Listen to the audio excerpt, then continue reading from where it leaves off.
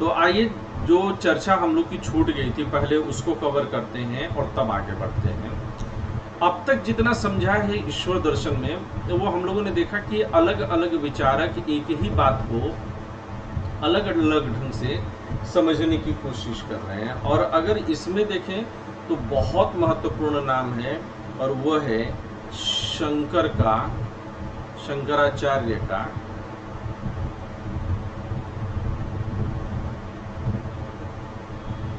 अद्वैत दर्शन, अद्वैत वेदांत।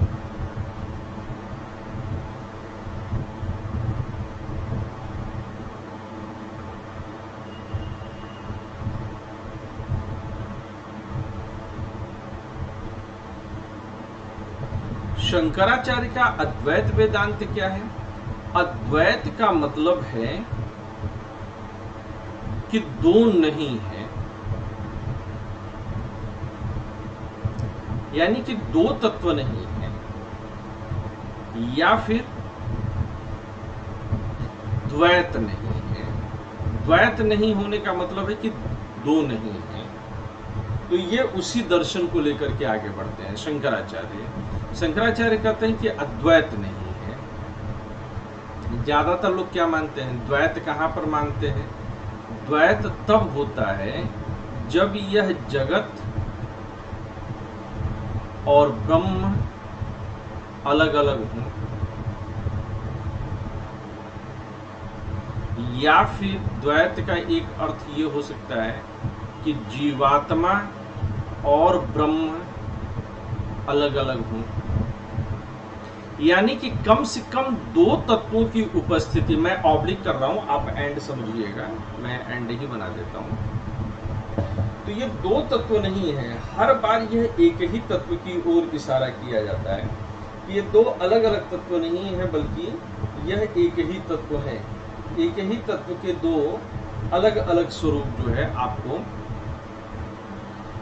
दिखाई देते हैं। लेकिन क्या अद्वैत के संदर्भ में हम यह कह सकते हैं कि यह एक है?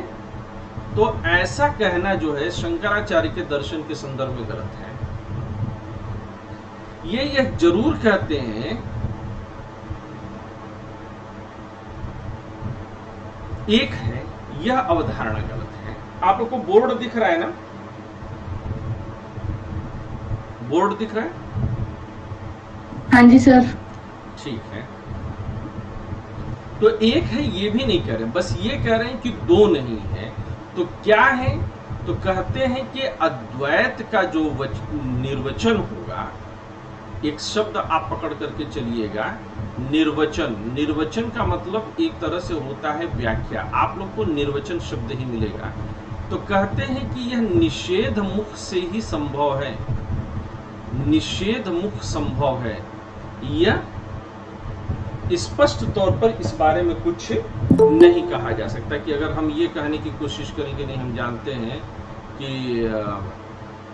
ब्रह्म क्या है या ब्रह्म का ये वास्तविक स्वरूप है, तो कहते हैं कि फिर तो हम गलती कर जाएंगे। हम ब्रह्म के बारे में ये नहीं कह सकते कि ब्रह्म कैसा है, परंतु हम ये बता सकते हैं कि हमारी बुद्धि जितने तरीके से जान सकती है वह सारे तरीकों से पकड़ में आने वाला नहीं है। वह उन तरीकों की पकड़ में आने वाला तो बिल्कुल नहीं है। ये इस बात को कहते हैं। आप अगर और जो है सामान्य ढंग से इसको समझना चाहें तो अद्वैत ये कहता है कि आत्मा और ब्रह्म में कोई द्वैत नहीं है, में कोई द्वैत नहीं है, यानी कि कोई अंतर, कोई अंतर या द्वैत नहीं है। दोनों दो अलग अलग रूप नहीं है। तो आत्मा और ब्रह्म को जब हम अलग अलग मानते हैं, इनको अलग मानने या देखने का कारण क्या है? अगर सामान्य तौर पर हम देखें तो इस दुनिया में लोग इन्हें अलग अलग मानते और जानते हैं। तो अलग मानने या देखने का कारण क्या है? तो कहते हैं कि अगर आप इनको अलग मानते और देखते हैं तो यह ऐसा अविद्या के कारण होता है, अविद्या या अज्ञानता के कारण होता है, अविद्या या अज्ञानता के कारण होता है। और जब यही अविद्या का नाश हो जाए, और जब अविद्या का नाश हो तो फिर क्या होता है कि यह जो आप द्वैत देख रहे हैं अलग मानने का कारण, यानी कि द्वैत मानने का कारण, तो कहते हैं कि फिर ये समाप्त हो जाएगा। और उस दिन अब यह विद्या क्या है, यह विद्या जो है साक्षात रूप में दिखाई देने लगती है। तो ये जिस दिन इसका नाश हो जाएगा, अलग मानना दिखाई बंद हो जाएगा, उसी दिन आपको मोक्ष प्राप्त हो जाएगा। तो मोक्ष शंकर के दर्शन में क्या है, यहां पर यह धारणा भी समझिएगा। शंकर के दर्शन में मोक्ष शब्द का मतलब है कि दो का जो द्वैत आपको दिखाई दे रहा है, जो द्वैत आपको दिखाई दे रहा है, वह द्वैत या वह द्वैत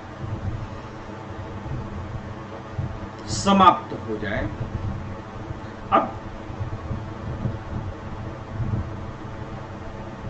जब ये मोक्ष की अवस्था क्या है, तो मोक्ष की अवस्था में आप ये समझते हैं कि आत्मा और ब्रह्म के मध्य कोई द्वैत नहीं है, आत्मा और ब्रह्म के मध्य कोई द्वैत नहीं है। मैंने आप लोगों को और कोई पीडीएफ नहीं भेजा ना आगे? नहीं सर। ठीक है, तो मैं कोशिश करूंगा कि आप लोग को बहुत जल्दी ही अगला जो है मैं पीडीएफ आप लोग को भेज दूं। ठीक है, तो आत्मा और ब्रह्म के मध्य कोई द्वैत नहीं है। वस्तुतः यह दोनों, आत्मा और ब्रह्म, यह दोनों एक ही सत्ता के नाम हैं, दोनों एक ही सत्ता के नाम हैं। इस बात का ज्ञान जो है वह आपको मोक्ष की दशा में हो जाता है। अब आप समझिए कि ब्रह्म जो है वह, हम लोगों ने उपनिषदों में देखा कि ब्रह्म दो तरीके के हैं। उपनिषदों के जरिए हमने देखा था कि एक सगुण ब्रह्म है। शंकराचार्य सगुण ब्रह्म को मना नहीं कर रहे हैं, लेकिन सगुण ब्रह्म भी किस स्तर पर है? सगुण ब्रह्म भी उस अविद्या के स्तर पर ही है। लेकिन क्या अविद्या के स्तर पर जो चीजें हैं वो असत्य हैं? तो ऐसी बात नहीं कि वह असत्य है। हम ये कह सकते हैं कि वह भ्रम है, परंतु हम ये नहीं कह सकते कि वह असत्य है। आप इस बात को जो है शंकर के दर्शन में बहुत अच्छे से समझिएगा। बड़े बड़े विद्वान गलती कर जाते हैं, और ये गलती कहां पर होती है कि जब हम ये कहते हैं कि शंकर के दर्शन में, इस बात को अच्छे से समझिएगा कि शंकर के दर्शन में लोग कहते हैं कि अविद्या का मतलब असत्य है। तो क्लास की शुरुआत में ही मैंने ये कहा था कि जब इस कोर्स की शुरुआत की थी, बैच की शुरुआत की थी, तब मैंने चर्चा में ये कहा था कि असत्य क्या होता है। असत्य वह होता है जिसका कि त्रिकाल में कोई अस्तित्व संभव ना हो, ना तो भूतकाल में, न वर्तमान काल में, न भविष्य काल में, उसका अस्तित्व कहीं पर भी संभव नहीं है। तब वह क्या है? वह असत्य है। सत्य क्या है? कि त्रिकाल में जिसका कभी अभाव ना हो सके, यानी कि तीनों काल में जिसकी सत्ता बनी रहे, यानी कि जिसकी सत्ता थी, जिसकी सत्ता है और जिसकी सत्ता रहेगी, वह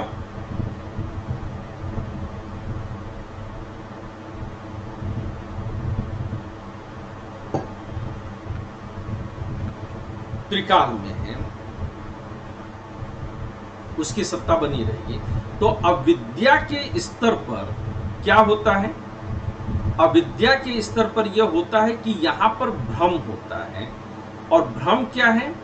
भ्रम सत्य और असत्य के मध्य की स्थिति है, सत्य और असत्य के बीच की स्थिति है। यानी कि अभी है और कुछ देर बाद नहीं रहेगा। इसीलिए शंकराचार्य कहते हैं कि ब्रह्मम सत्यम जगन मिथ्याम जीवो ब्रह्मैव नापर। ब्रह्मम सत्यम जगन मिथ्याम जीवो ब्रह्मैव नापर, यानी कि ब्रह्म ही सत्य है और जगत असत्य है। ब्रह्म ही सत्य है और जगत ही असत्य है। और जब मैं देखिए बार बार मेरा दिमाग कंफ्यूज कर रहा है। ब्रह्मम सत्यम जगन मिथ्याम, यानी कि ब्रह्म सत्य है और जगत मिथ्या है। ब्रह्म सत्य है और जगत मिथ्या है। तो इसका मतलब क्या हुआ कि जगत को असत्य नहीं कहा, लेकिन बहुत सारे लोग जब ट्रांसलेशन करने उतरते हैं तो वे लोग जगत को असत्य बोल देते हैं। जगत असत्य नहीं है। जगत पूरी तरह से सत्य और असत्य के बीच की स्थिति है, क्योंकि जगत की एक समय पर उत्पत्ति होती है। जब जगत की उत्पत्ति हुई तो उत्पत्ति के पहले वह नहीं था, उत्पत्ति के बाद वह है, और फिर प्रलय तक वह रहेगा, और फिर प्रलय के बाद नहीं रहेगा। यानी कि इसका कभी भाव है तो कभी इसका अभाव है। भाव का मतलब होना है, अभाव का मतलब नहीं होना है। तो ब्रह्म की स्थिति क्या है? आज है, कल भी है और कल भी था। लेकिन जगत कल नहीं था, आज है और कल नहीं रहेगा। इसलिए जगत जो है वह भ्रम की स्थिति है, मिथ्या की स्थिति है।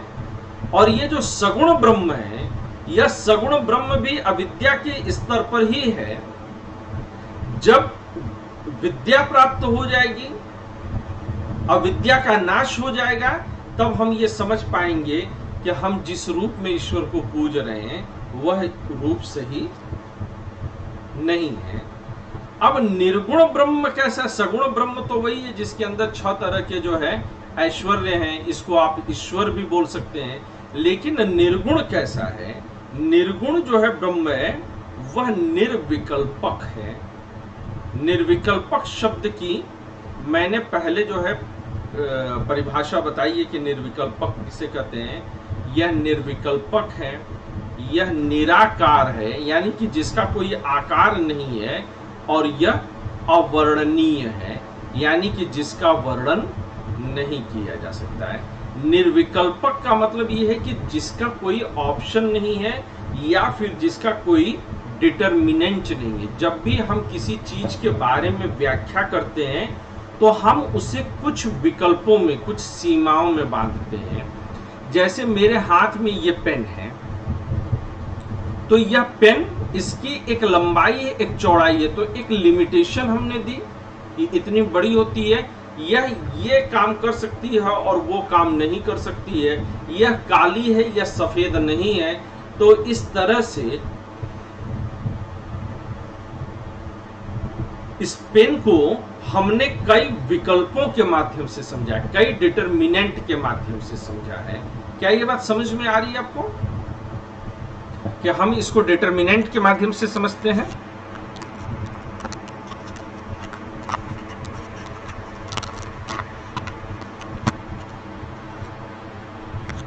Yes sir. हाँ, ये थोड़ा जो है गलत लग गया था। तो इसे डिटरमिनेंट, अनु समझ में आ रही है बात कि विकल्प का मतलब क्या है? हम डिटरमाइन कर रहे हैं। डिटरमाइन का मतलब हम उसको एक निश्चित परिधि, एक निश्चित सीमा में बांध रहे हैं। निधि, गेटिंग माय पॉइंट?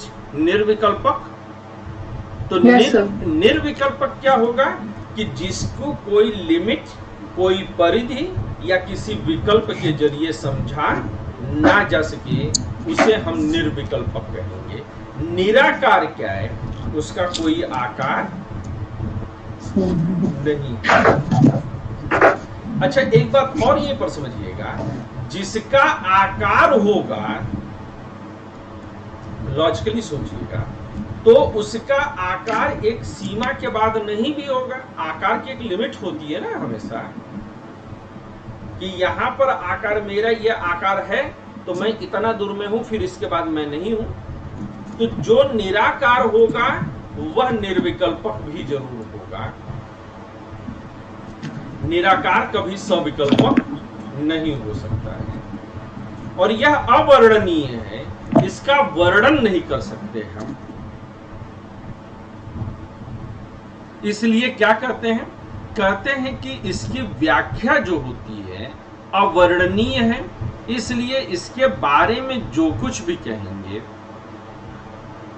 एक तो पहले अवर्णनीय है का मतलब कुछ कहा नहीं जा सकता। अच्छा, प्रॉब्लम यह है कि कहे बिना रहा भी नहीं जा सकता है। आदमी का स्वभाव है कुछ न कुछ तो कहने की कोशिश करेगा ही, तो जब कहने की कोशिश करेगा तो कुछ कहा नहीं जा सकता है, मतलब कि इसके बारे में निषेध रूप से ही कहा जा सकता है, निषेध रूप से ही कहा जा सकता है, मतलब मना कर करके कहा जा सकता है, निषेध रूप से ही कहा जा सकता है। वह निर्विकल्पक है, मतलब मना किया, ये निषेध मुख है। यानी कि अगर हम वाक्यों को देखें तो वाक्य दो प्रकार के होते हैं, वाक्य दो प्रकार के होते हैं। एक वाक्य होता है जिसे हम सकारात्मक वाक्य कहते हैं, और दूसरा वाक्य होता है जिसे हम नकारात्मक वाक्य कहते हैं। तो सकारात्मक वाक्य होने का मतलब क्या है?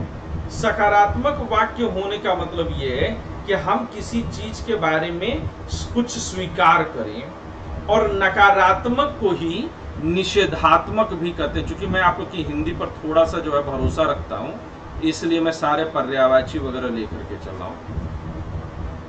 तो इसके बारे में कुछ मना किया जाता है। तो ब्रह्म के बारे में कैसे बात की हमने कि यह निर्विकल्पक है, यह निराकार है, यह अवर्णनीय है, यानी हमने स्वीकारा कुछ नहीं। क्या हमने ब्रह्म का कोई गुण बताया? नहीं, हम केवल मना कर रहे हैं कि इसमें विकल्प नहीं है, इसमें आकार नहीं है, इसका वर्णन नहीं किया जा सकता। हम ये नहीं कह रहे हैं कि यह इसका रूप है, बल्कि जो रूप जिस तरह से समझा जाता है हम उसको केवल मना कर रहे हैं। आप यहीं पर कह सकते हैं कि इसका एक अर्थ और है कि भावनात्मक रूप से इसके बारे में कुछ नहीं कहा जा सकता।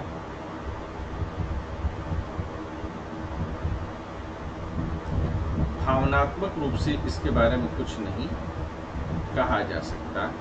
यह बहुत क्लियर है कि भावनात्मक रूप से हम इसके बारे में कुछ नहीं कह सकते।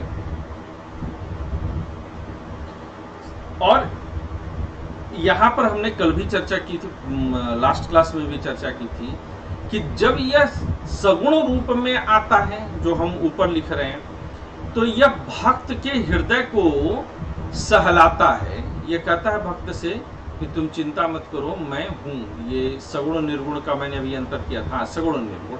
तो ये जो सगुण ब्रह्म है यह ईश्वर का रूप है, यह भक्त को जो है सहलाता है। इस रूप में सगुण ब्रह्म के रूप में वह ईश्वर जो है जगत का रचयिता है, लेकिन ब्रह्म के रूप में वह जगत ब्रह्म दो अलग अलग चीजें नहीं है, इसलिए ब्रह्म के रूप में वह जगत का रचयिता भी नहीं रहता है, निर्गुण ब्रह्म के रूप में। और इस बात को लेकर के जब शंकर के दर्शन को हम आगे पढ़ेंगे तो आप पढ़ेंगे कि शंकर जो है इस मामले में बहुत कट्टर हो जाते हैं कि परंपरागत रूप से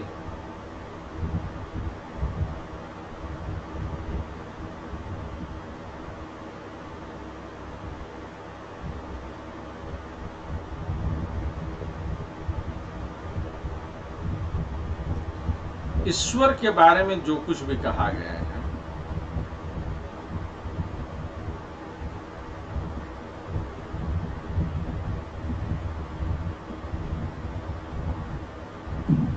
सर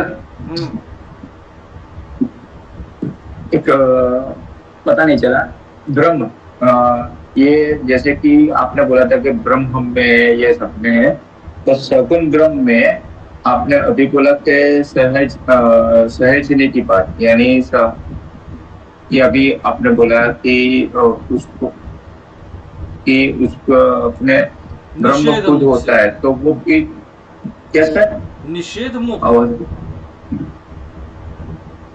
नहीं, सगुण ब्रह्म की बात कर रहा हूँ मैं सर। हाँ ठीक है, तो सगुण ब्रह्म में क्या दिक्कत है?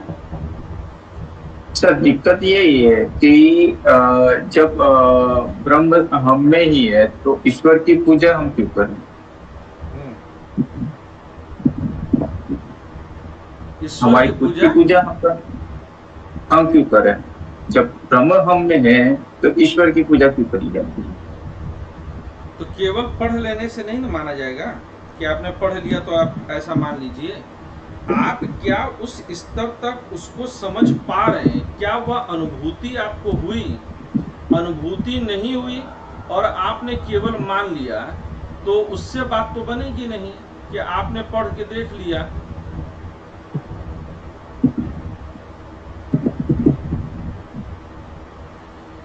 हमने पहले क्या कहा कि ज्ञान तभी संभव है जब ज्ञान को हम लोग अनुभूति कर सकें। आपने मान लिया कि आपको जो है प्रार्थना नहीं करनी है, आप प्रार्थना मत करिए, लेकिन फिर आप ये भी मानिए कि आप में और सामने की दीवार में कोई अंतर नहीं है। केवल ये बात ईश्वर के संदर्भ में ही क्यों मान रहे हैं? ये बात तो जगत के संदर्भ में भी कही। आपके सामने जो दीवार है उसके संबंध में भी यही कहा जा रहा है कि वह जो है अविद्या के स्तर पर है, तो जाकर के घुस जाइए। अब ऐसा तो नहीं है ना कि एक ही दर्शन से, एक ही सिद्धांत से एक बात आप उठा लेंगे और दूसरी बात को आप छोड़ देंगे।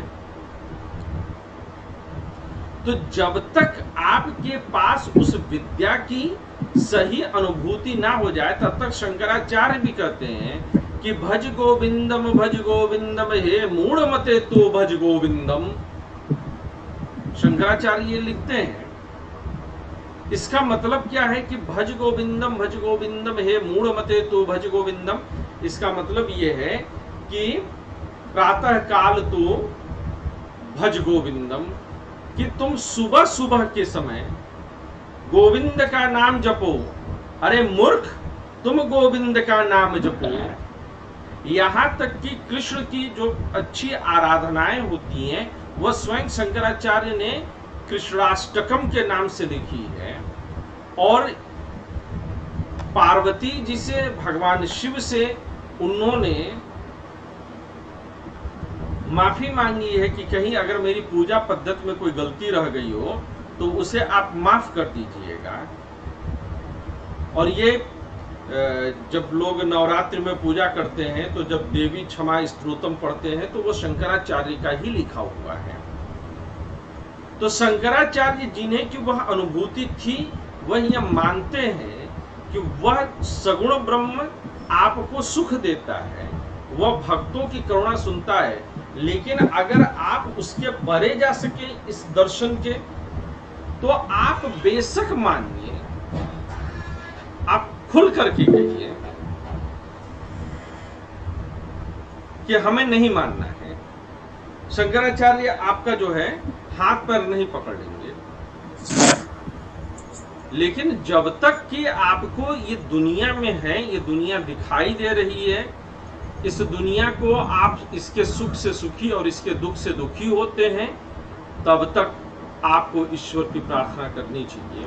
क्योंकि ईश्वर की प्रार्थना ही आपके मन को एकाग्र करती है, और जब मन एकाग्र होता है तभी वास्तविक ज्ञान की प्राप्ति होती है। इसलिए ईश्वर की प्रार्थना करनी चाहिए। सूरज बेटा रिकॉर्डिंग हो रही है, डोंट वरी, ठीक है ना। तो कह रहे कि परंपरागत रूप से ईश्वर के बारे में जो कुछ भी कहा गया है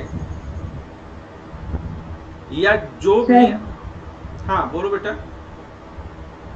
सर लास्ट क्लास से रिगार्डिंग ही एक क्वेश्चन था। हाँ बोलो सर। फास्टिंग से रिगार्डिंग आप बहुत ज्यादा उस चीज को ये कर रहे थे। हाँ। और मैं उसके पक्ष में थी। हाँ। तो सर मैंने थोड़ा रिसर्च किया सर। हाँ। सर ये जो कैंसर वाला बीमारी है जो सबसे खतरनाक माना जा रहा है, इसमें भी फास्टिंग को सही माना जा रहा है। जब तुम फास्टिंग रखते हो तो तुम्हारा उद्देश्य क्या होता है कि तुम अपने शरीर को स्वस्थ रखना चाह रहे हो। और अगर ऐसा है तो तुम संडे को भी फास्ट रखो। तुम जब खास दिनों पर फास्ट रखते हो, एकादशी देख करके, तीज देख करके, चतुर्थी देख करके, तब तुम उसके वैज्ञानिक पहलू को ध्यान में रख करके नहीं जा रहे हो। तब तुम्हारा जो पहलू होता है वह अंधविश्वास या तुम्हारा विश्वास, जो भी कहना चाहो। मैं फास्टिंग के विरुद्ध नहीं हूं, मैं तो खुद ही ट्यूसडे को फास्ट रखता हूं, लेकिन जब मैं ट्यूसडे को फास्ट रखता हूं, फास्टिंग हर एक वीक में या फिर एक खास पैटर्न में करेंगे तभी लाभदायी हो सकता है सर। ऐसे मतलब साल में 4 दिन कर लिए, वो भी एक ही महीने में 4 दिन पड़ जा रहा, तो इससे कोई खास लाभ नहीं। उसके अलावा मैं एक बात बताऊं कि हम मेडिकल साइंस को नहीं जानते हैं, और हम मेडिकल साइंस के आधार पर अपनी बात को प्रमाणित करने की कोशिश कर रहे हैं। क्या आपने जो है उस लाभ का कैसे जो है मेडिकल साइंस उसको लाभ मान रही है, क्या उसको जानने की कोशिश की, या केवल कहीं से आपने सुन लिया कि कैंसर में भी जो है यह लाभ देता है? सबसे बड़ी बात यह है कि अनु जब क्लास शुरू किया तो मैं दसियों बार मैंने पूछा कि क्या किसी के मन में कोई संदेह है, तब आपने नहीं बोला। अब क्लास में हम शंकराचार्य पर बात कर रहे हैं, आप बात करिए कि पिछले सर मैं नहीं थी, शायद मैं लेट से ज्वाइन करी। नहीं, तुमने लेट से ज्वाइन नहीं किया, तुमने वीडियो ऑन करने के बाद तुम घूम टहल रही थी,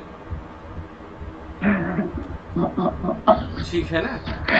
चल ओके सर। तो ये समझना चाहिए कि कौन सी बात आप कब कह रहे हो। आप हमेशा इस बात को समझना कि आप दुनिया के सबसे महान दर्शन के बारे में बात कर रहे हो, बहुत गंभीर है। आप विषय को बदल करके आप उसमें कुछ नहीं पा सकते। पर व्रत वाले मसले पर मैं एक बार फिर से कहूंगा कि जब आप व्रत इसलिए हैं कि आप धार्मिक कृत्य के लिए हैं, तो उस पर धार्मिक कृत्यों के आधार पर बात करिए। जब आप वैज्ञानिक या मेडिकल साइंस के लिए व्रत हैं, तब आप उस पर बात करिए। ऐसा थोड़ी हो जाएगा कि आप धार्मिक तरीके से रहिए और बात करिए मेडिकल साइंस पर। मेरा प्रश्न क्या है कि तीज जैसे त्योहार जो कि पुरुष की आयु की वृद्धि के लिए माने जाते हैं, वो कितना सही है कि आप अपने पति की उम्र लंबी रखने के लिए आप व्रत रह जाइए? मेरा प्रश्न इस पर है। आप कहिए कि व्रत रहने से जो हमारा शरीर सही होता है, तो प्रश्न कौन सा है और उत्तर क्या है? यूपीएससी में ऐसे ही उत्तर लिखेंगी। मैं बताता हूँ ना कि पहले मैं भैंस पे मैंने निबंध याद कर लिया, फिर आप मुझसे चाहे जो बताइए, मैं बोलता वही था। अरे जो प्रश्न आया आप उसी को लिखिए, उस पर चर्चा करिए, और हमेशा याद रखिएगा कि जिस चीज पर आप आस्था रखते हैं उसके पक्ष में 2-4 तर्क हमेशा मौजूद हैं, लेकिन तर्क करने की सही परंपरा यह कि पहले उसके विपक्ष के तर्क देखिए, ठीक है? शंकराचार्य पर चले, है ना? उस समय एक बहुत इंपॉर्टेंट बात मैं और भी कर रहा था अनु, जब आप घूम टहल रही थी, कि जितने लोगों की फीस पेंडिंग है वो अगले 2 दिन के अंदर जो है फीस का इंतजाम करें। सर ये मैं सुनी थी, उसके बाद बाबू पीछे रोने लगा तो उसे सेटअप करने चाहिए। चलो, मतलब काम की बात सुन ली थी, तो मेरा काम। जी सर मैं सुन ली। ठीक है। हाँ सूरज, कुछ कहना चाह रहे हैं आप? सर जब शंकराचार्य कहते हैं ये जगत मिथ्या है, तो इसको सर एक बार फिर से एक्सप्लेन करेंगे सर प्लीज। जगत मिथ्या है, चलिए आप बीच में नहीं थे, मैं फिर से यहीं से एक्सप्लेन कर दे रहा हूं। तो जगत मिथ्या होने का तात्पर्य क्या है कि जगत असत्य नहीं है, ये बात नहीं कह रहे हैं। ब्रह्मम सत्यम जगन मिथ्याम जीवो ब्रह्मैव ना परा, कि ब्रह्म ही सत्य है, जगत असत्य है, यही बात शंकर कह रहे हैं? नहीं, शंकर जगत को असत्य नहीं कह रहे। शंकर जगत को मिथ्या कह रहे हैं।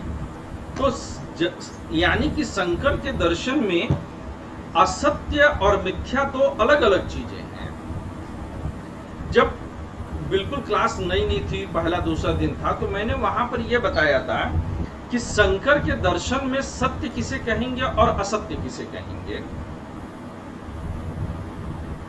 नहीं सर वो तो समझ आ रहा है सर, वो तो वाक्य ही खुद ही कह देता है ब्रह्मम सत्यम जगन मिथ्याम, तो यहाँ पर साफ होता है कि ये सापेक्षिक तौर पे मिथ्या कहा गया है।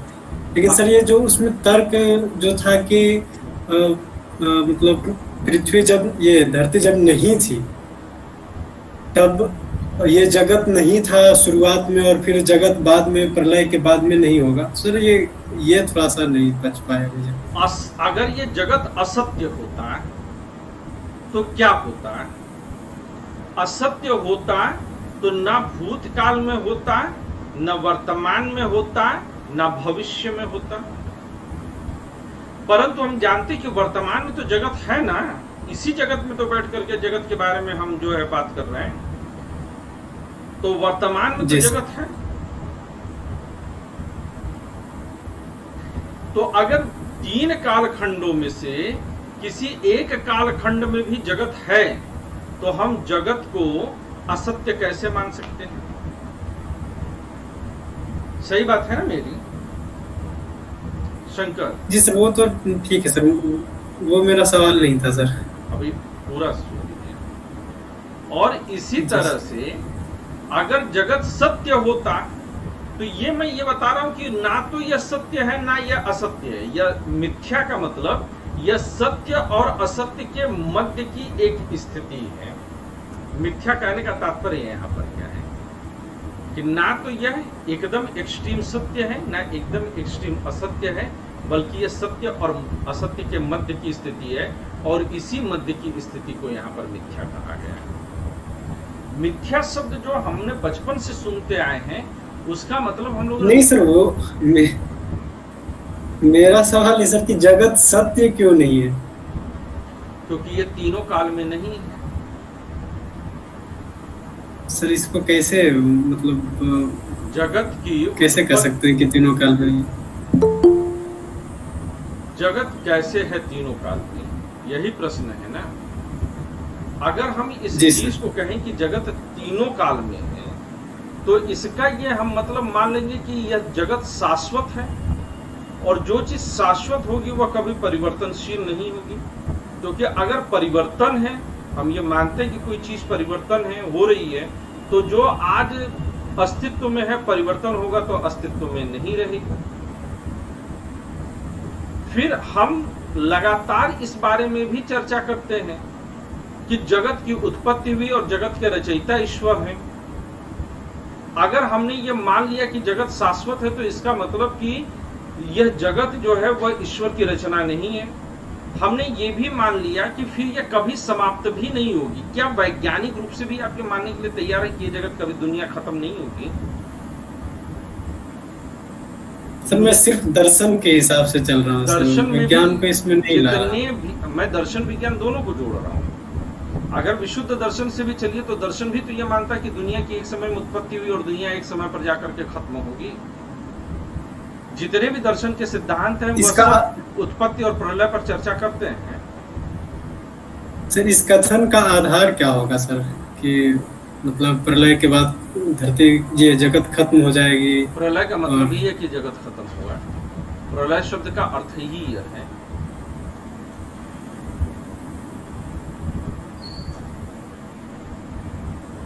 प्रलय का मतलब क्या है? दुनिया खत्म।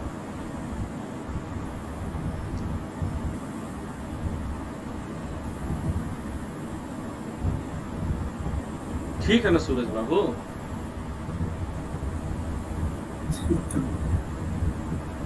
अभी भी संदेह तो आप अभी भी बात करिए, क्योंकि शुरुआती क्लासेस हैं। जब तक संदेह नहीं मिटेंगे छोटी से छोटी बात के, तब तक आगे बढ़ना बेकार है।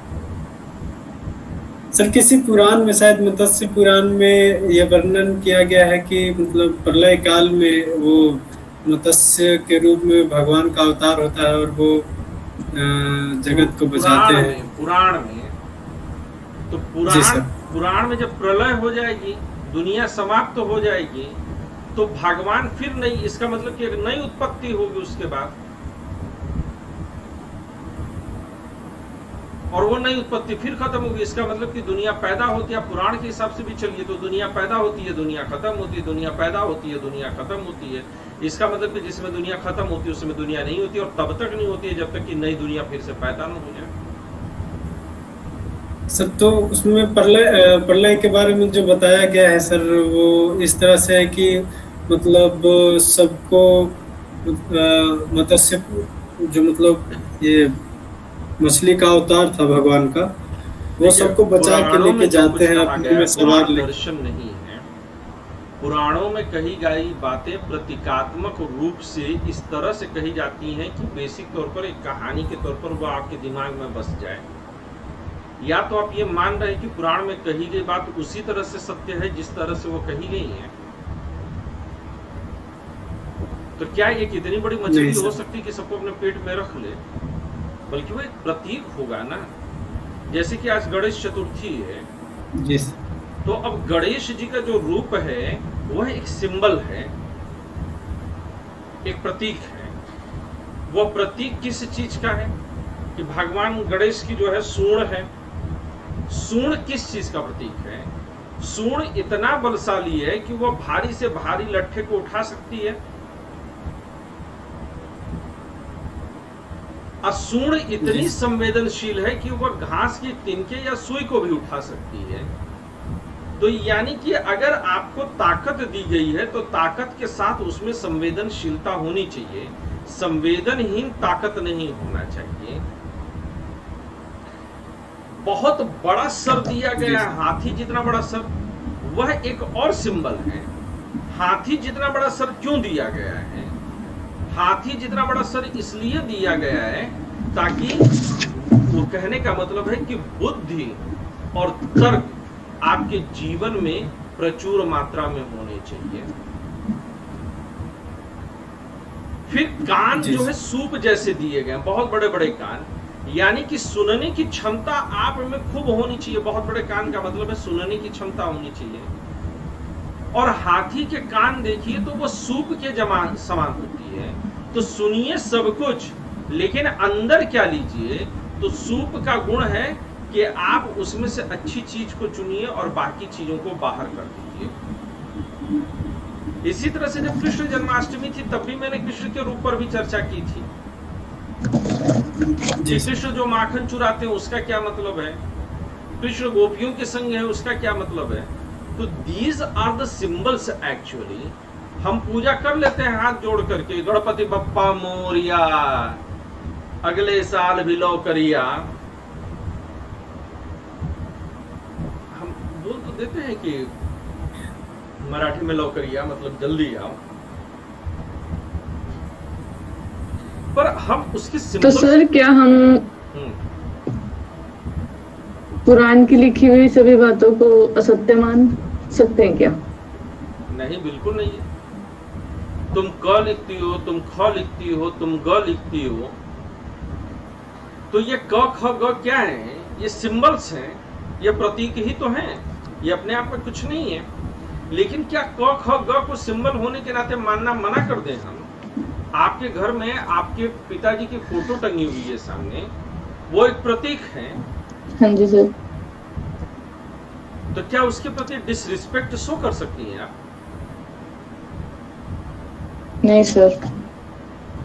तो इसी और ये सर एक कल्पनात्मक बातें कह सकते हैं इनको हम? कल्पनाएं नहीं है। कल्पना कर देने का मतलब तो ये है कि पूरी तरह से झूठी है। इनके कहने का मतलब ये है कि ये जो दर्शन है, उपनिषदों में क्या है? दर्शन है। पुराण उन दर्शनों पर आधारित कथाएं हैं जो चीजों को इस तरह से कही गई कि सुनने वाले को आकर्षक लगे। लेकिन है उनमें भी वही बहुत बड़ा मछली का रूप लेकर के आ रहे हैं। अब मछली का रूप यहां से शुरू होता है और यहां तक आता है। जब मछली का रूप इस रूप में आता है तो यह ठीक वैसे है जैसे वर्तमान ब्रह्मांड की आप परिकल्पना करते हैं विज्ञान में। यानी कि अगर समस्त मास का जो है लोप भी हो जाए तो इस ब्रह्मांड में वह एनर्जी के रूप में कहीं ना कहीं कंजर्व जरूर रहेंगी। तो वो तो क्या सर ये सब चीजें घटित हुई हैं? ये प्रतीक हैं तो ये घटेंगी कैसे? लेकिन ये कहीं न कहीं कहा गया है कि ना तो बिल्कुल नवीन उत्पत्ति होती है ना तो नाश होता है। अगर हम शंकराचार्य के दर्शन को ही मान लें कि यह अद्वैत है। अनिका कोई बात समझ में आ रही है? या बहुत तगड़ा बाउंसर उड़ रहा है सर ऊपर से, नहीं सर, आ रही है इसीलिए सुन रही हूँ। है ना? अच्छा, ऐसा ना हो हाँ जाए जी सर। कि अरे राम रे राम, ये सर जो है आज क्या कुछ बोलने लगे हैं। तुमने चूंकि थोड़ा बीच से ज्वाइन किया था, हेलो।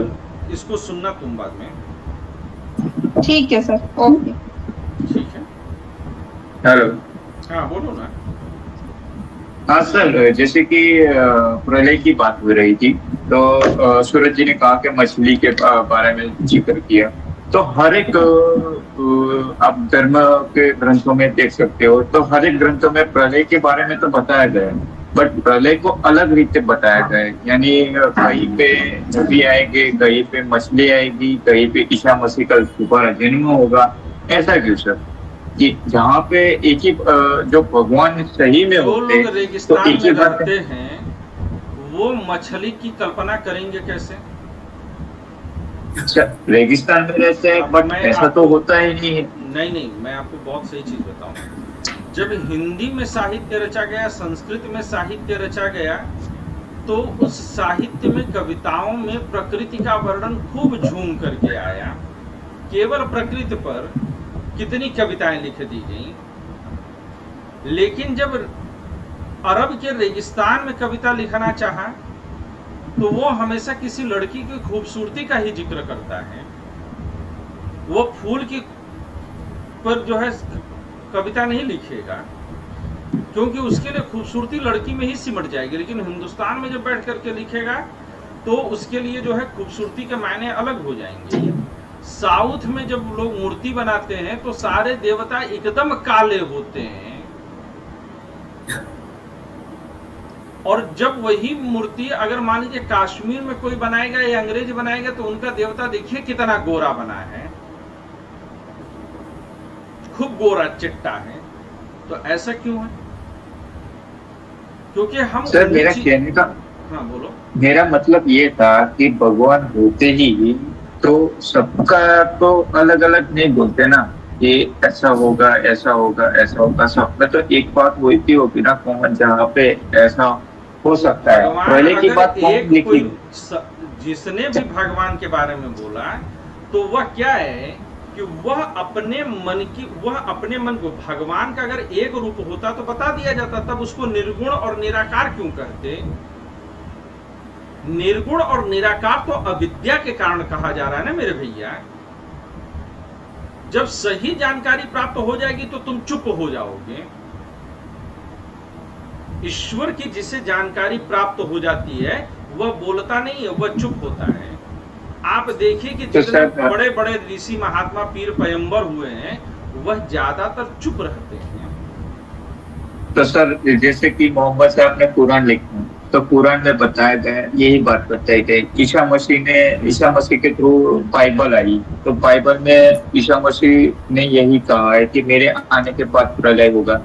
या कुरान में मोहम्मद साहब के अपने क्या नाम है उनका, वो आएंगे तब प्रलय होगा। या उनमें दज्जाल के बारे में बताया गया, प्रलय के बारे में बताया गया। गीता में श्री कृष्ण कल की अवतार होगा, उसके बारे में बताया गया है। नहीं, पहले तो गीता में कल की अवतार के बारे में कहीं कोई चर्चा नहीं है। नहीं, गीता में कल की अवतार मैंने इतना जाना है, पर कहाँ बताया गया वो मेरे को कर रहे हैं। हम लोग अब मन की बात करने पर उतर आए हैं ना, कि प्रलय कैसा होगा। क्या हमारा टॉपिक यही है आज का कि प्रलय कैसे होगा? नहीं सर, बस ये इस बात को समझो कि ट्रांसलेशन नहीं समझना है। परवेश तुम फिर कहां फंस गए? मैं अभी जब पुराण बोल रहा हूं तो मैंने कहा कि पुराण को ट्रांसलेशन में मत समझो कि लिखा है कि मछली के पेट में चले गए तो प्रलय हो गया। मैंने कहा कि उसका मतलब यह है कि मास खत्म होकर के एनर्जी के रूप में कन्वर्ट हो गई, प्रिजर्व हो गई। इसी तरह से तुम कुरान और बाइबल में भी देखोगे तो उसमें कहानी के रूप में इसलिए बताया गया ताकि आम आदमी की समझ में आ जाए कि प्रलय जैसी कोई चीज है। लेकिन उसमें भी हर कहानी में मास को एनर्जी के रूप में ही प्रिजर्व किया गया है। द्रव्यमान को ऊर्जा के रूप में संरक्षित किया गया है। अब कहानी कहने के तो बहुत सारे तरीके हो सकते हैं। तुम यही क्लास तुम किसी और टीचर से पढ़ो, वो इसी क्लास को अलग कथानक के माध्यम से बताएगा, कोई अलग कथानक के माध्यम से बताएगा। तो तुम्हें कहानी में इंटरेस्ट है कि उसके मूल कंटेंट में इंटरेस्ट है? तुम क्या पढ़ने आए हो? कहानी?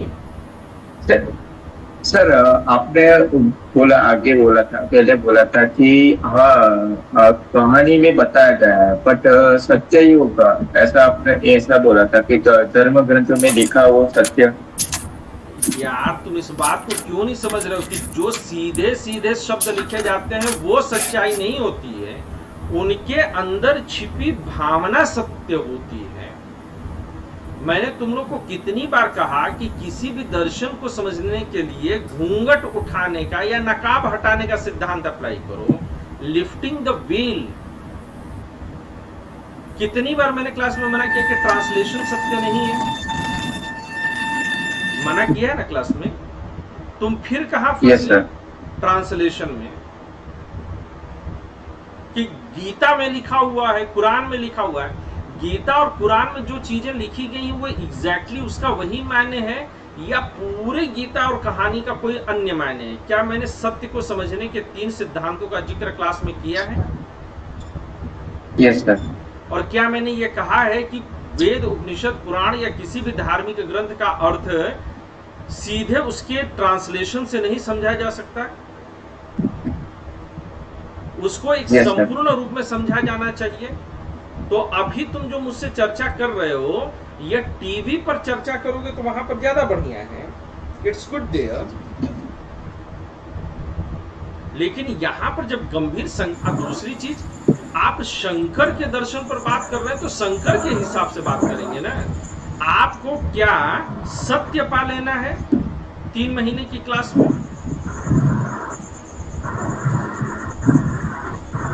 कि आपको यूपीएससी क्वालिफाई करना है और पहले अभी आपने कितना समझा?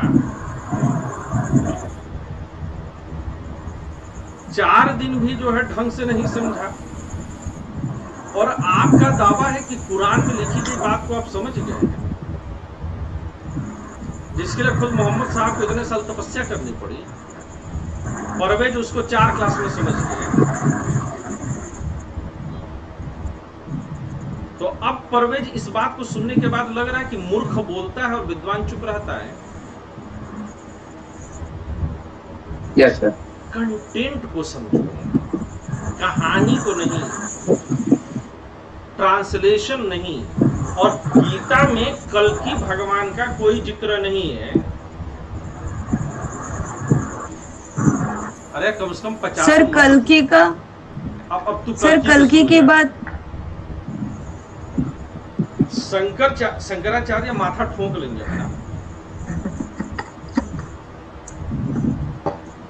पता है तुम लोग के साथ प्रॉब्लम? सर मेरा सुना था पर मेरे को एग्जैक्टली मालूम नहीं गीता में या कहीं पे।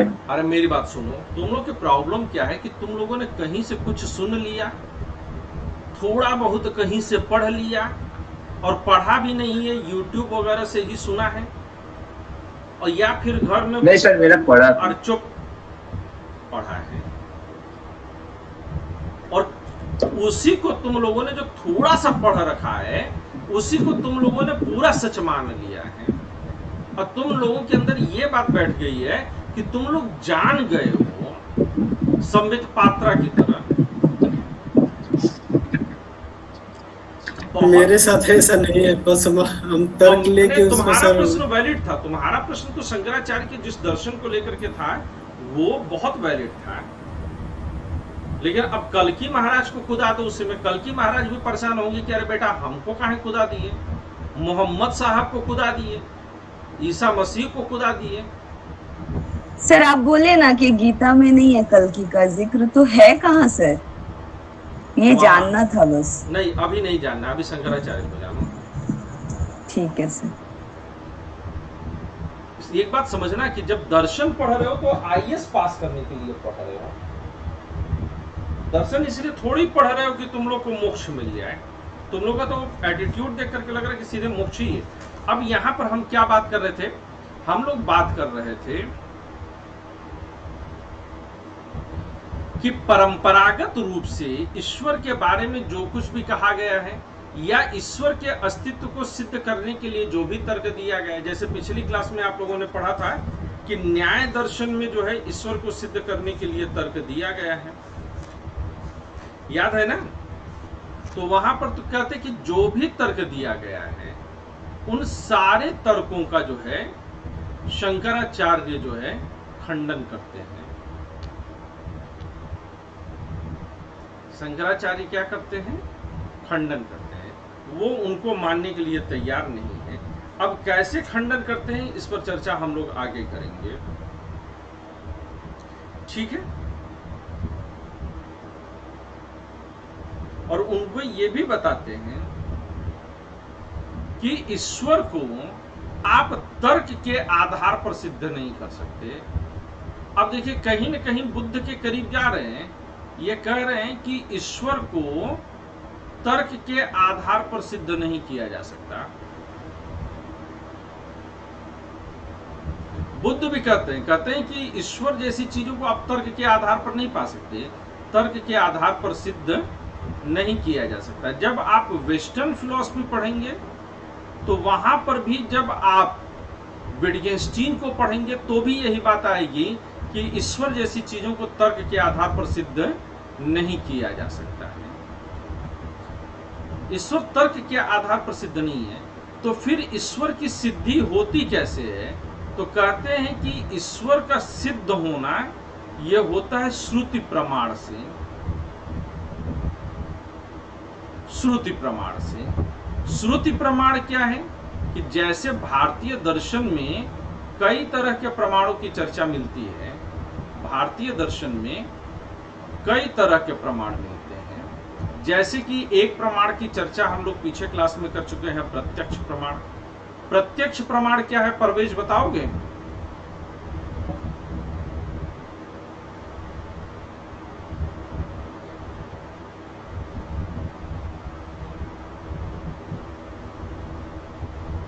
अनु तुम बताओ, कल की महाराज। सर जो हमें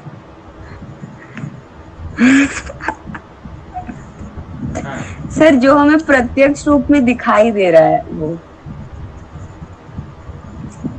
निधि? सर जो हमें दिखता है आंखों से या फिर कोई हमें बोलता है कि हाँ ये प्रत्यक्ष प्रमाण है, किसी आप्त पुरुष का किसी चीज को बताना। सूरज? इंद्रियों के माध्यम से जो चीज महसूस किया जा सकता है। हाँ, यानी कि सूंघ करके भी अगर किसी फूल है गुलाब का सुगंध लीजिए। पहले जब यूपी बिहार में शादी होती थी तो मिट्टी के घरों को जब सजाया जाता था तो उनपे इस तरह की जो है खूब जो है कविताएं लिखी जाती थी। फूल है गुलाब का सुगंध लीजिए, दिल है जीजा का इसको मत तोड़ दीजिए, या फिर चींटी चढ़ी पहाड़ पे चीनी के वास्ते, ऐसे कविताएं लिखी जाती थी। यस सर, हम लोग ना हैप्पी न्यू ईयर में ये सब लिखा करते थे। दीदी के वास्ते ऐसे करके जो है कविताएं लिखी जाती थी। लेकिन बारातियों के स्वागत वगैरह में तो, लेकिन अगर फूल का सुगंध ले रहे हैं आप, तो अब ये क्या आंखों से देख रहे हैं इसको सुगंध? नहीं सर, नाक से सूंघ रहे थे। नाक से सूंघ, लेकिन ये भी प्रत्यक्ष है। मतलब सर बॉडी के किसी भी पार्ट से, मतलब 5 जो ज्ञान इंद्रियां हैं उनसे। राइट। इसीलिए इनको क्या बोला गया है? ज्ञान इंद्रिय है। ज्ञान इंद्रिय यानी कि इंद्रियों के माध्यम से जो ज्ञान प्राप्त होता है वही प्रत्यक्ष प्रमाण। तो ज्ञान इंद्रियों के माध्यम से हम जिन चीजों को जान सकते हैं वह प्रत्यक्ष प्रमाण है। अभी क्लियर है सबको? Yes sir. रिवीजन तो करना नहीं है परवेज, अनु है? मुझे को समझाने में लगे हैं कि व्रत रखने से जो है मेडिकल साइंस ये फायदा बताती है, ठीक है ना? दूसरी तरफ तो ये एक प्रत्यक्ष प्रमाण हुआ। दूसरा प्रमाण कौन सा होता है? दूसरा प्रमाण अनुमान प्रमाण होता है। अनुमान प्रमाण किसे कहते हैं कि जो चीज सीधे सीधे ना दिखाई दे, जो चीज सीधे सीधे ना दिखाई दे तो फिर साहेब कैसे दिखाई दे?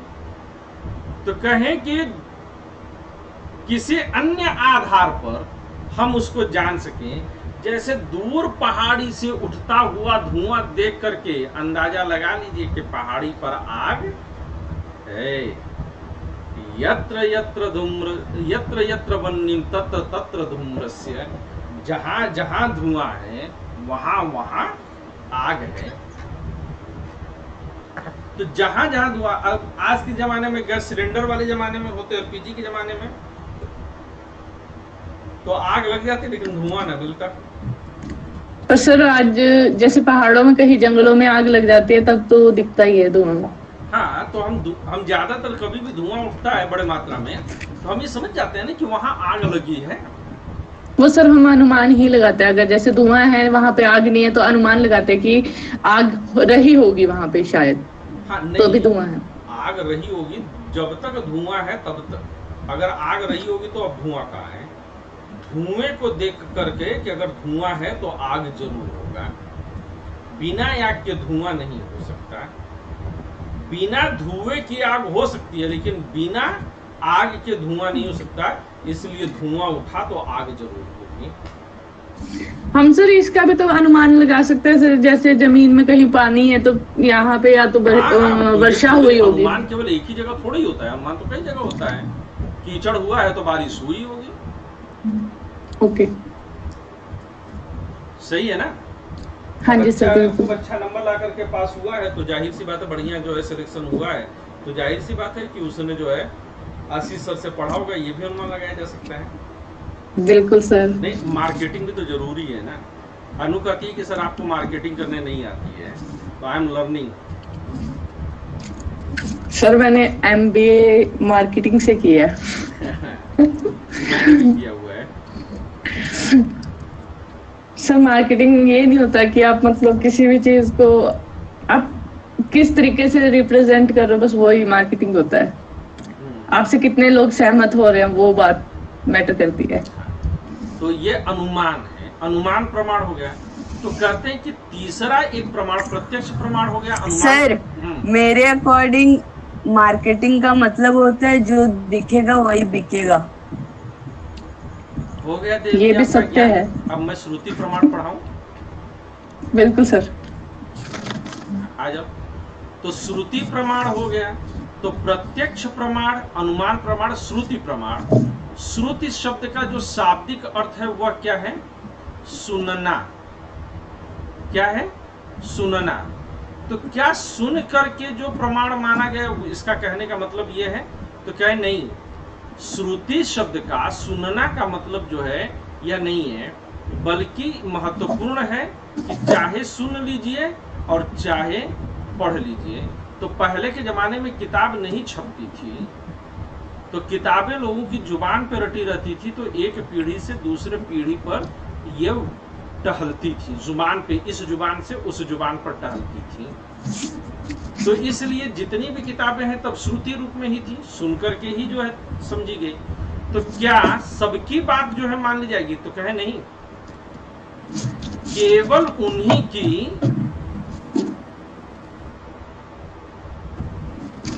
जो निर्विवाद रूप से उसके एक्सपर्ट हों, केवल उन्हीं की बात मानी जाएगी, बाकी किसी की बात नहीं मानी जाएगी। जैसे कि किसी ने कह दिया YouTube पर आकर के कि व्रत रखने से कैंसर सही हो जाता है, मैं नहीं कह रहा हूं कि गलत है, लेकिन क्या वह बात प्रमाण है? नहीं है। लेकिन कैंसर इंस्टीट्यूट का विद्वान आकर के, जिसने कि 20 साल 25 साल रिसर्च किया हो और वह पूरे जो है मॉलिक्यूलर स्टडी के साथ इस चीज को समझा दे कि नहीं साहब फास्ट रखने से होता है, तो हम कहेंगे हम उसकी बात को मानेंगे। अब जैसे मेरे गुरु डॉक्टर APJ अब्दुल कलाम, अब वह मुझे रॉकेट साइंस के बारे में बताएंगे तो मैं कहूंगा जी गुरुजी बात सही है आपकी।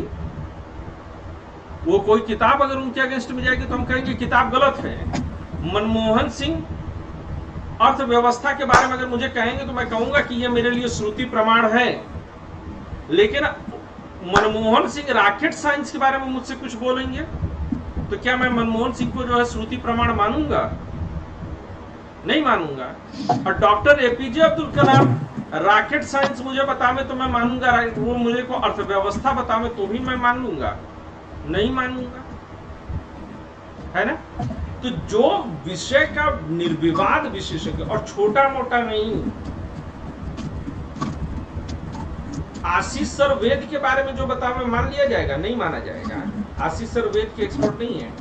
आशीष सर संविधान के बारे में कुछ बतावे तो मान लिया जाएगा? नहीं, आशीष सर संविधान के निर्विवाद एक्सपर्ट नहीं है।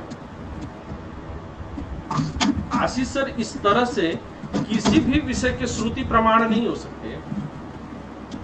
आपके मन की श्रद्धा है, आप अपनाना चाहते हैं, बहुत बढ़िया, आप अपना लीजिए। लेकिन आशीष सर के प्रति श्रद्धा होने की वजह से आप अपना लीजिए, यह बात अलग है। लेकिन आशीष सर निर्विवाद प्रमाण ना तो पॉलिटी के हैं, ना तो फिलॉसफी के हैं, ना तो वह इकोनॉमी के हैं, ना आईआर के हैं, ना सोशल जस्टिस के हैं, ना गवर्नेंस के हैं। वह क्या है? वह एक सामान्य समझ रखने वाले इंसान है। उनको आप श्रुति प्रमाण नहीं मानेंगे। तो ये कहते हैं कि जब श्रुति प्रमाण है तो श्रुति प्रमाण का मतलब कि एक्सपर्ट होना चाहिए। तो शंकराचार्य के नॉलेज में ईश्वर के लिए श्रुति प्रमाण कौन है? तो शंकराचार्य के लिए ईश्वर के लिए श्रुति प्रमाण हम कहां से लाएंगे? तो कहते हैं वेद। तो चूंकि वेदों में ईश्वर की चर्चा है इसलिए शंकराचार्य कहते हैं उसे मानिए, क्योंकि जो आस्तिक दर्शन है, अब एक बार फिर से उन पर घूमिएगा, पीछे से कनेक्ट करिएगा कि आस्तिक दर्शन के लिए वेद अंतिम प्रमाण है। आस्तिक दर्शन के लिए ये चर्चा क्लास में हो चुकी है। वेद क्या है? वेद अंतिम प्रमाण है। तो वेदों की बात आपको माननी पड़ेगी। आप वेद को मानिए, वेद को आप स्वीकार करिए। ये चर्चा क्लास में पहले कर चुके हैं हम लोग। Yes sir. तो ये कहते हैं कि श्रुतियों को आप प्रमाण मान लीजिए, और ये कहते हैं कि अगर आप जो है इस आधार पर जाइए तो पश्चिम में भी कई सारे लोगों ने कहा है। मैंने विटगेन्स्टाइन का नाम लिया। जिस तरह से बुद्ध कहते हैं कि ईश्वर को आप श्रुतियों, आप तर्क के आधार पर प्रमाणित नहीं कर सकते, और जिसे तर्क के आधार पर प्रमाणित नहीं किया जा सकता है वो इसी तरह से उसको तर्क के आधार पर खंडित भी नहीं किया जा सकता। यानी कि ईश्वर जैसे तत्वों के लिए आप ना तो तर्क के आधार पर कुछ सिद्ध कर सकते हैं और ना कुछ असिद्ध कर सकते हैं। अनु, अब समझना बेटा कि दोष कहां से आता है तुम्हारे तर्क में, क्योंकि वो एक लिमिट के ऊपर की चीज है। यही बात विटगेन्स्टाइन भी कहते हैं कि मेटाफिजिक्स आर मीनिंगलेस। हम लोग पढ़ेंगे, विटगेन्स्टाइन हमारे सिलेबस का हिस्सा है। कहते हैं कि मेटाफिजिक्स इज मीनिंगलेस। इस सारी तर्क को ही, बहस को ही बंद करिए, क्योंकि तत्व मीमांसा की जो चर्चाएं हैं, अब अनिका आपको दिक्कत होगी कि तत्व मीमांसा क्या है। लास्ट क्लास में हमने इसकी चर्चा की थी, फिर आगे भी चर्चा करेंगे कि तत्व मीमांसा क्या है। तो मेटाफिजिक्स इज मीनिंगलेस, तो ईश्वर इज ऑल्सो मीनिंगलेस। वो ये नहीं कह रहे हैं कि ईश्वर नहीं है, वो ये भी नहीं कह रहे हैं कि ईश्वर है। वो कह रहे हैं कि यह बहस ही बेकार है, क्योंकि ना तो आप इसको साबित कर पाएंगे, सही साबित कर पाएंगे, और ना ही आप इसको गलत साबित कर पाएंगे। तो शंकराचार्य का ईश्वर संबंधी जो तर्क है वो काफी हद तक कांट के करीब गया है, वह काफी हद तक विटगेन्स्टाइन के करीब गया है, वह कुछ हद तक बुद्ध के भी करीब जाता है। लेकिन बुद्ध ईश्वर पर चर्चा करने से ही मना कर देते हैं, लेकिन शंकराचार्य ईश्वर पर चर्चा करने से मना नहीं करते, कहते संभव है। भज गोविंदम हे मूढ़ मते तो भज गोविंदम। अरे मूर्ख, गोविंद का भजन कर। प्रातः काले तो भज गोविंदम हे मूढ़ मते तो भज गोविंदम, कि सुबह सुबह तो भज। वो बुद्ध की तरह कहते नहीं है कि ईश्वर की चर्चा बंद कर दीजिए, वो कहते हैं करो, लेकिन ठोस तार्किक आधार पर। हम लोग जब शंकर को और आगे पढ़ेंगे तो हम ये भी समझेंगे कि शास्त्रों के अध्ययन, धर्म ग्रंथों के अध्ययन ट्रांसलेशन के आधार पर नहीं होना चाहिए, तो फिर किस आधार पर होना चाहिए? तो शंकराचार्य उसके लिए लक्षणाएं बताते हैं, जहत लक्षणा, अजहत लक्षणा और जहत जहत लक्षणा। ये क्या है? ये जब शंकर पर और अधिक चर्चा करेंगे तब आप लोग समझेंगे कि धर्म शास्त्र कैसे समझे जाने चाहिए, कहां गलती हो जाती है। अनु जिंदा हो? Yes sir. हाँ, जिंदा रहियो बेटा। आगे जो है कहते हैं कि शंकर जो है वह इस श्रुति के आधार पर कहते हैं कि माया युक्त ब्रह्म ही सगुण ब्रह्म के लिए, शंकर कहते हैं, आगे चलिए यार, कहते हैं कि माया युक्त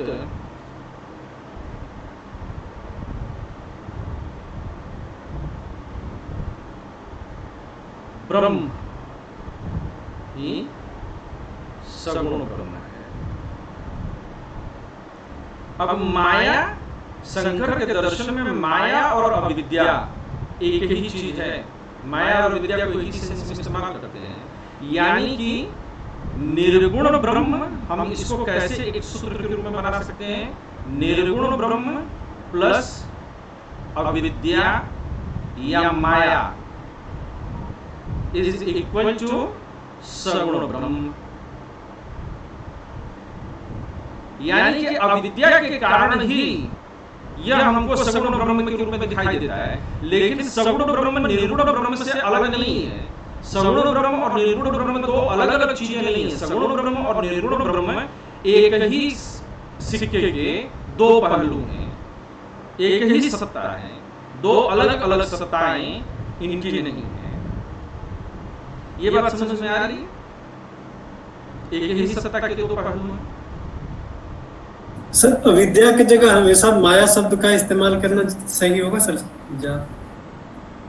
आप कर सकते हैं, लेकिन पानी के लिए हमेशा पानी शब्द का ही प्रयोग सही होगा या कभी कभी जल शब्द प्रयोग हो जाता है?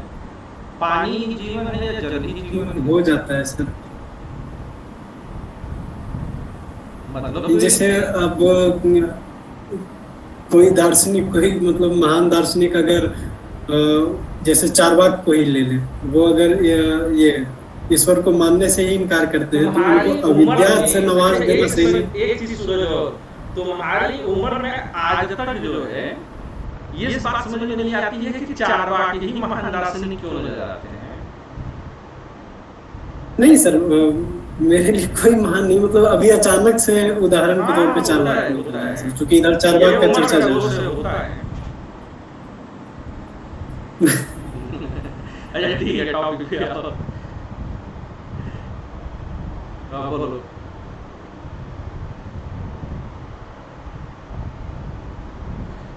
हो गया, मतलब वही कि मतलब कोई भी दार्शनिक वैसे हो जो ईश्वर को नकार देते हो, और अगर मान लीजिए यही टॉपिक यहाँ इंटरव्यू में पूछता है तो अगर उनको अविद्या से कह दे कि वो अविद्या में है, उसके जगह पर माया के कारण मैं ऐसा बोल रहे हैं, ये कहना ज्यादा सही होगा, या फिर अविद्या के कारण मैं ऐसा बोल रहे हैं ये कहना ज्यादा सही होगा? माया और अविद्या एक ही बात है, पर चूंकि लोग जगत में माया शब्द लोगों के लिए ज्यादा आकर्षक लगा है तो लोगों ने माया शब्द का प्रयोग कर दिया। माया ऐसी चीज नहीं है जैसे हम लोग टीवी सीरियल्स वगैरह में देखते हैं कि ईश्वर की माया है, टिंग टिंग टिंग टिंग टिंग टिंग टिंग टिंग टिंग टिंग करके कोई माया आ रही है। माया कोई चीज नहीं है। या फिर अगर रामानुज माया का मतलब सर, माया का मतलब भौतिकवाद ही हुआ ना सर। अलग अलग दर्शन में माया को अलग अलग रूप में लिया गया है। शंकर के दर्शन में माया अविद्या है, तो रामानुज के दर्शन में माया भगवान विष्णु की सहगामिनी है, लक्ष्मी जी को माया का अवतार माना गया है। तो शंकराचार्य वैसे सभी जो भी मतलब नास्तिक दार्शनिक हैं या फिर नास्तिक दर्शन को सीधे तौर पे मतलब दर्शन मानने से ही इनकार करते हैं, विद्या मतलब वो उसको ज्ञान मानने से ही इनकार कर देते हैं, या फिर ये कहते हैं ज्ञान कि और अविद्या दो या विद्या दो अलग अलग संदर्भों में इस्तेमाल कर रहे हो। ज्ञान तर्क है। जब तुम दार्शनिकों के बारे में बात कर रहे हो, नास्तिक दार्शनिक, तो तर्क है। और आस्तिक दर्शन में विद्या क्या है? नास्तिक दर्शन का तर्क पश्चिम के तर्क की तरह बौद्धिक विलासिता है या बुद्धि की जिज्ञासा है। लेकिन जब आस्तिक दर्शन के क्रम में आते हैं तो आस्तिक दर्शन में यह अनुभूति है। विद्या क्या है? अनुभूति है, यह तर्क नहीं है। जैसे अविद्या कहने से तो सीधा लगता है कि जैसे उनको कोई ज्ञान ही नहीं है, उनको कोई जानकारी ही नहीं है। लेकिन अगर उन्होंने कुछ आपने अपने तरीके से समझा। अविद्या यहाँ पर अज्ञानता नहीं है, ज्ञान का अभाव नहीं है, बल्कि सही ज्ञान का अभाव है। कुछ तो जानते ही जानते हैं, हम सब कुछ तो जानते ही हैं। हम लोग ऐसा थोड़ी कि मंद बुद्धि या मूर्ख हैं, कुछ तो जानते हैं, पर क्या हम लोग सब कुछ जानते हैं? नहीं। तो हम लोग जब सामने दीवार देखते हैं तो यह अविद्या है, पर दीवार है ये तो हम जानते हैं। तो दोनों को दो, अब आप क्या कर रहे हैं कि दो अलग अलग अवधारणाओं को शब्द विन्यास के कारण एक समझने की गलती कर रहे हैं। अनिका दिमाग की गली हुई।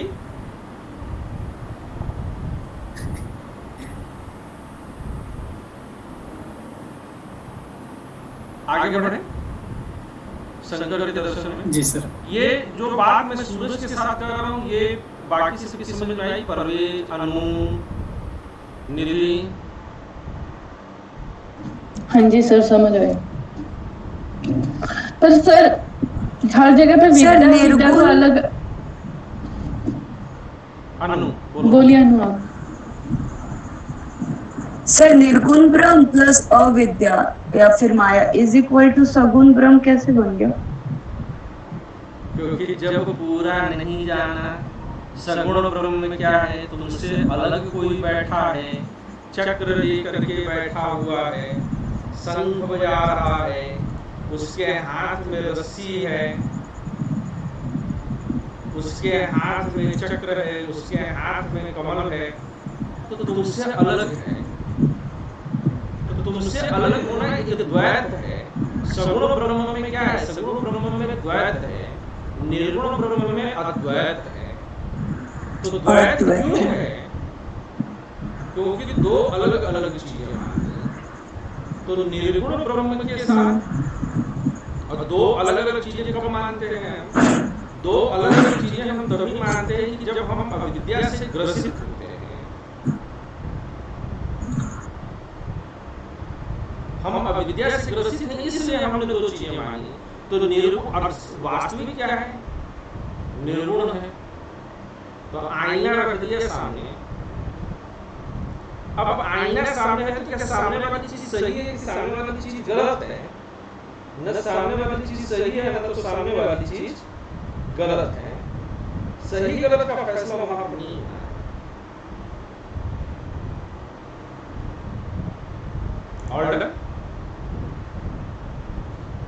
और बोलिए।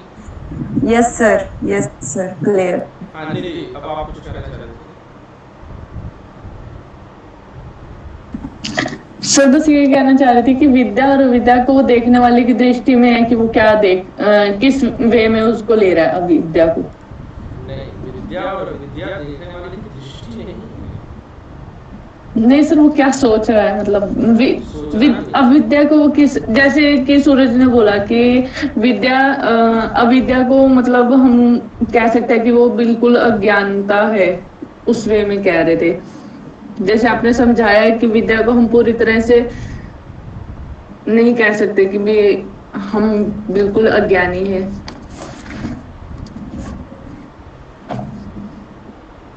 पर ये हमारे अपने दृष्टिकोण पर निर्भर नहीं करता है। मैं वही तो कह रही हूँ सर, वो सभी के अपने अपने अलग अलग दृष्टिकोण से निर्भर करता है। दृष्टिकोण अगर होता है तो दृष्टिकोण बदलने पर सही हो जाता है। हमारे यहाँ विद्या क्या है, ये बात पहले भी कई बार बात हो चुकी है। ज्ञान क्या है? परोक्ष अनुभूति है।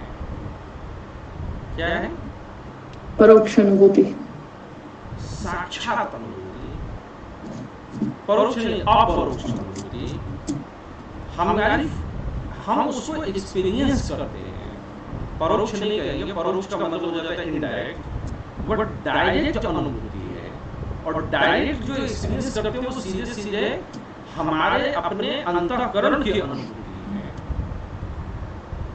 तो ये हमारा सिर्फ दृष्टिकोण नहीं है, यह सत्य है।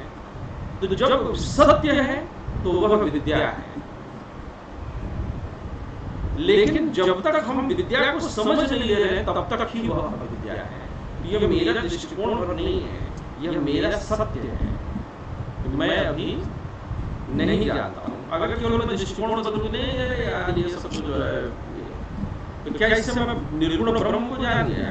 क्या मैं ये समझ गया कि मैं ब्रह्म हूँ? नहीं, ऐसा नहीं होगा जब तक कि उस ब्रह्म की अनुभूति न हो जाए। ठीक है, आगे लिखिए। ठीक है सर।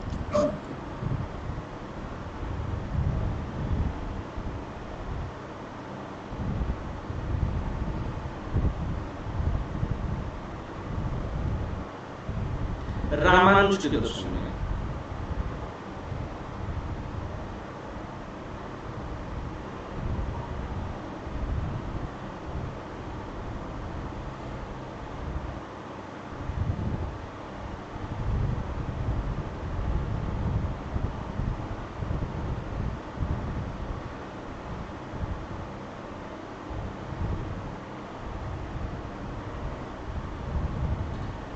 कहा जाए तो भारतीय दर्शन में जितना कि हम लोग पढ़ते हैं, सच्चे अर्थों में, सच्चे अर्थों में अगर कोई ईश्वरवादी है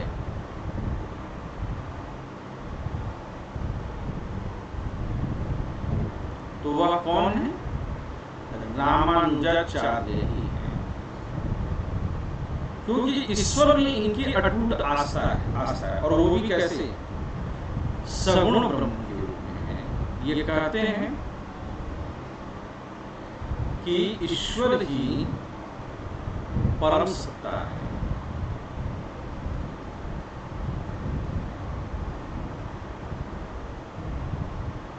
ईश्वर ही परम सत्ता है। इसमें चित्त और अचित्त दोनों पाए जाते हैं। यानी कि ईश्वर में चेतना के भी तत्व पाए जाते हैं, चित्त भी पाए जाते हैं, और अचित्त दोनों पाए जाते हैं। ईश्वर में चित्त और अचित्त दोनों पाए जाते हैं। इसलिए इनके दर्शन को विशिष्टाद्वैत दर्शन कहते हैं। तो रामानुज का दर्शन क्या है? रामानुज का जो दर्शन है वह विशिष्टाद्वैत है।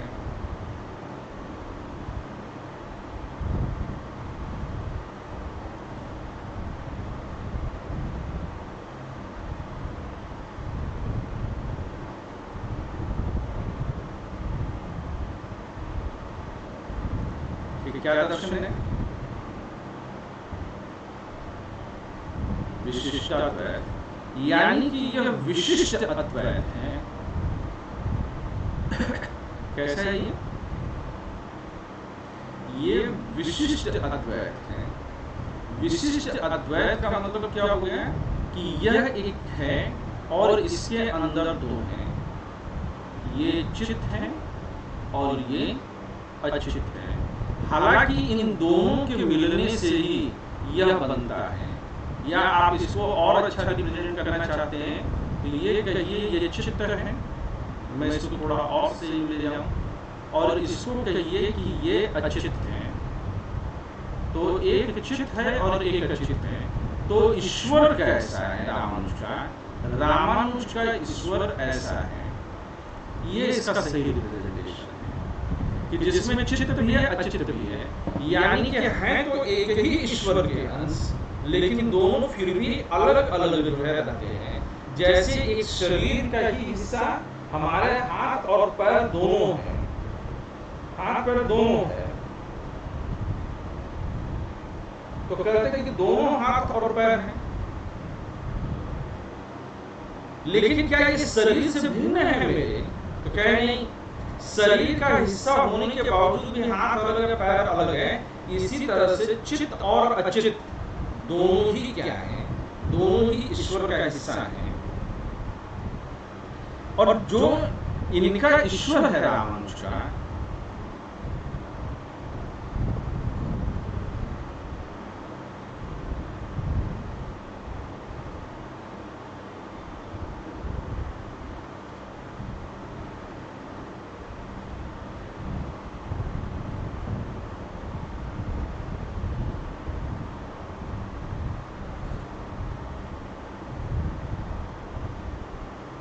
वो वही ईश्वर है जिससे कि हम लोग प्राय प्रेम करते हैं। यह ईश्वर धार्मिक भावना को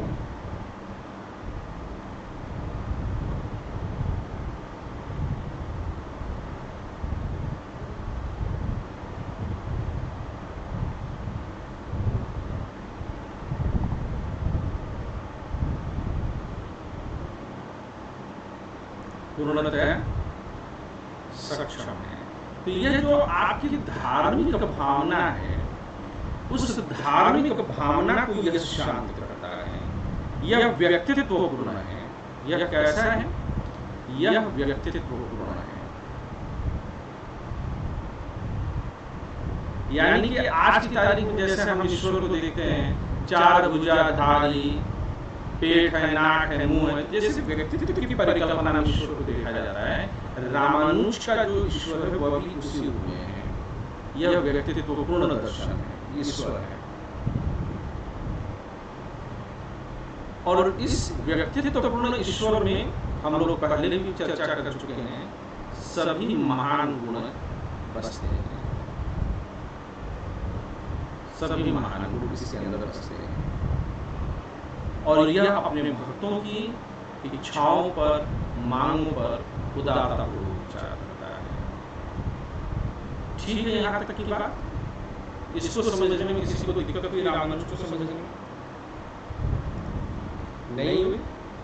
तो ये जितना है इसका पीडीएफ में अभी कन्वर्ट कर देता हूं। हाँ बोलो, मैं सुन रहा हूँ। सर धार्मिक वाला पूरा पढ़िए ना, धार्मिक भावना को संतुष्ट करने में पूर्णतः। तो जैसे हमारी धार्मिक भावना क्या होती है कि आज हम जो है गणेश चतुर्थी मना रहे हैं, तो गणपति बप्पा मोरिया वाली स्टाइल में हम मना रहे हैं, तो वो हमारी जो है भावनाओं को संतुष्ट कर देता है। लेकिन अगर जो है शंकराचार्य का निर्गुण सर लिखा हुआ क्या है वो मैं समझ गई। हाँ सर लिखा क्या हुआ है वो पूछ रही है। तया उसके बाद क्या लिखा है सर? सक्षम है।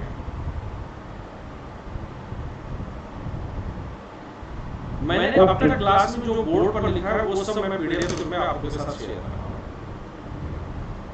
ठीक है, वो आज ही शेयर कर दूंगा। जो प्रॉपर नोट्स हैं वो मैं अलग से शेयर करूंगा कि किस रूप में इसको लिखा जाना चाहिए। अब उसको काट छाट करके छोटा बड़ा करना ये आप लोगों की जिम्मेदारी है। ठीक है, ये मत कभी सोचिएगा कि मैं वर्ड बाय वर्ड आप लोगों को कोई चीज दे दूंगा कि जो क्लास में बोल रहा हूँ वही नोट्स में एग्जैक्टली रहेगा। थोड़ा बहुत डिफरेंस रहेगा, तो अंडरस्टैंडिंग पर जोर दीजिएगा। अच्छा, हम लोग आंसर राइटिंग के लिए कौन सा दिन चुन सकते हैं? अभी मेरे पास परवेज के और नीली के आंसर आए हैं। सर जो मेरा आंसर था आप थोड़ा बता सकते हैं कि किस तरीके का ठीक था? मैंने देखा नहीं, मैं चाहता हूँ कि सबके आंसर एक ही दिन में बताऊंगा। ओके, मैं कल लिखूंगा सर। ठीक है, तो हम लोग कोई एक दिन चुन लें जिस दिन हम लोग सीधे सीधे आंसर राइटिंग किया करें। सो सैटरडे सेकंड कोई एक दिन